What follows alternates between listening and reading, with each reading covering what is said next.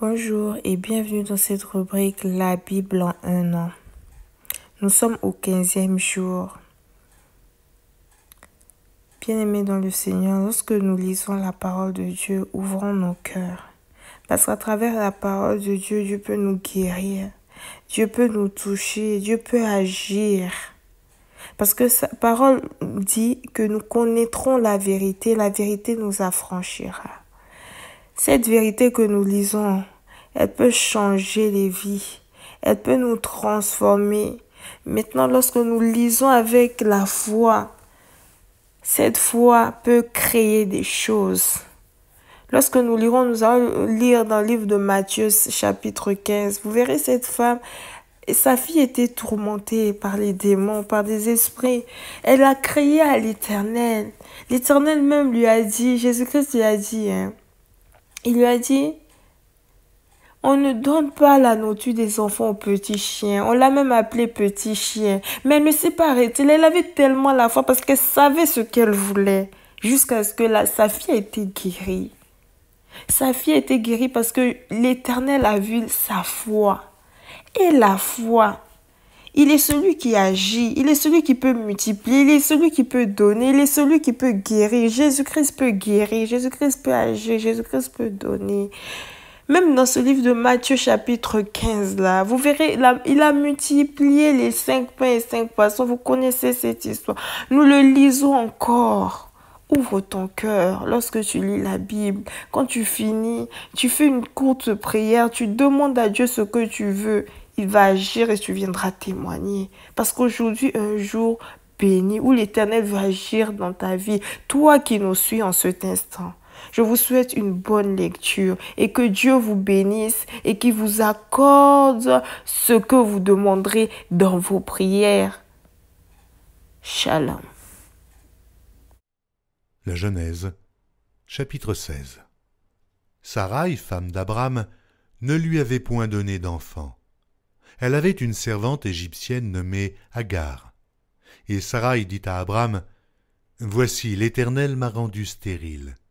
Viens, je te prie, vers ma servante. Peut-être aurai-je par elle des enfants. » Abram écouta la voix de Sarai.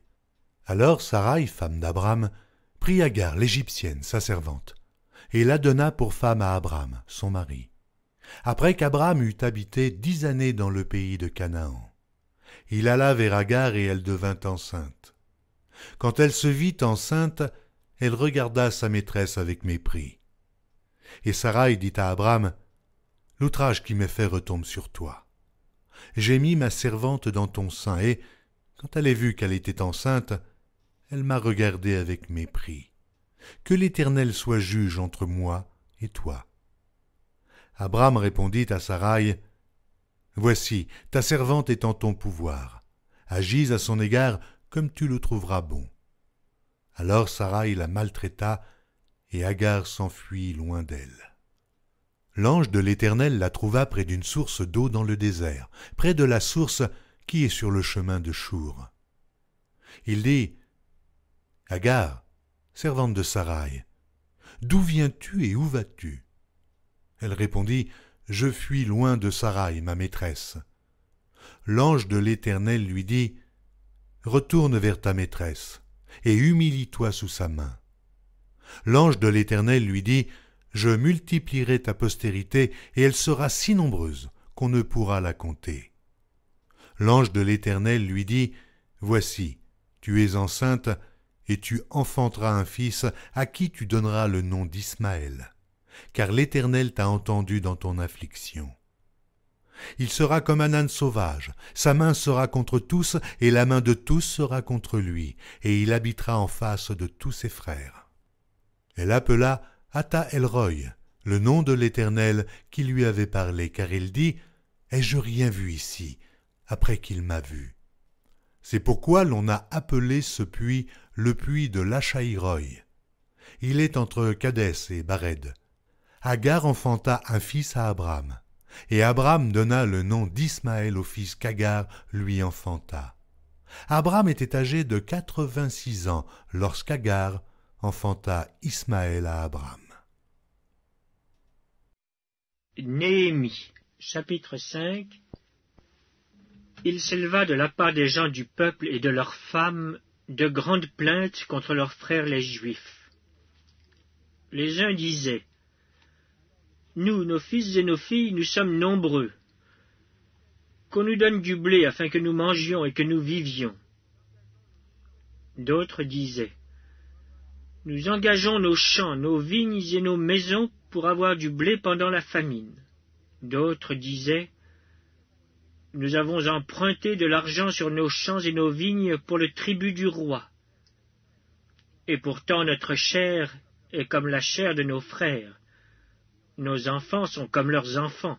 Et voici, nous soumettons à la servitude nos fils et nos filles, et plusieurs de nos filles y sont déjà réduites. Nous sommes sans force, et nos champs et nos vignes sont à d'autres. Je fus très irrité lorsque j'entendis leurs plaintes et ces paroles-là. Je résolus de faire des réprimandes aux grands et aux magistrats, et je leur dis: Quoi? Vous prêtez un intérêt à vos frères? Et je rassemblai autour d'eux une grande foule, et je leur dis: Nous avons racheté selon notre pouvoir nos frères les Juifs vendus aux nations. Et vous vendriez vous-même vos frères, et c'est à nous qu'ils seraient vendus. Ils se turent, ne trouvant rien à répondre. Puis je dis: Ce que vous faites n'est pas bien. Ne devriez-vous pas marcher dans la crainte de notre Dieu pour n'être pas insultés par les nations, nos ennemis? Moi aussi, et mes frères et mes serviteurs, nous leur avons prêté de l'argent et du blé. Abandonnons ce qu'ils nous doivent. Rendez-leur donc aujourd'hui leurs champs, leurs vignes, leurs oliviers et leurs maisons. Et le centième de l'argent, du blé, du moût et de l'huile que vous avez exigé d'eux comme intérêt.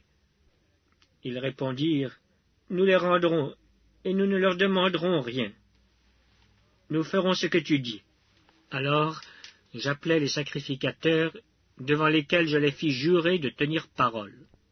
Et je secouai mon manteau en disant: Que Dieu secoue de la même manière hors de sa maison et de ses biens tout homme qui n'aura point tenu parole, et qu'ainsi cet homme soit secoué et laissé à vide. Toute l'assemblée dit Amen.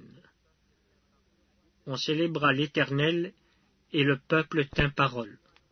Dès le jour où le roi m'établit leur gouverneur dans le pays de Juda, depuis la 20e année jusqu'à la 32e année du roi Artaxercès, pendant 12 ans, ni moi ni mes frères n'avons vécu des revenus du gouverneur. Avant moi, les premiers gouverneurs accaparaient le peuple et recevaient de lui du pain et du vin, outre 40 cycles d'argent. Leurs serviteurs même opprimaient le peuple. Je n'ai point agi de la sorte par crainte de Dieu. Bien plus, j'ai travaillé à la réparation de cette muraille, et nous n'avons acheté aucun champ, et mes serviteurs tous ensemble étaient à l'ouvrage. J'avais à ma table 150 hommes, juifs et magistrats, outre ceux qui venaient à nous des nations d'alentour. On m'apprêtait chaque jour un bœuf, 6 moutons choisis et des oiseaux. Et tous les 10 jours on préparait en abondance tout le vin nécessaire. Malgré cela, je n'ai point réclamé les revenus du gouverneur, parce que les travaux étaient à la charge de ce peuple. Souviens-toi favorablement de moi, ô mon Dieu, à cause de tout ce que j'ai fait pour ce peuple. Matthieu, chapitre 15. Alors des pharisiens et des scribes vinrent de Jérusalem auprès de Jésus et dirent: Pourquoi tes disciples transgressent-ils la tradition des anciens, car ils ne se lavent pas les mains quand ils prennent leur repas? Il leur répondit: Et vous, pourquoi transgressez-vous le commandement de Dieu au profit de votre tradition? Car Dieu a dit: Honore ton père et ta mère, et celui qui maudira son père ou sa mère sera puni de mort. Mais vous, vous dites: Celui qui dira à son père ou à sa mère: Ce dont j'aurais pu t'assister est une offrande à Dieu, n'est pas tenu d'honorer son père ou sa mère. Vous annulez ainsi la parole de Dieu au profit de votre tradition. Hypocrite.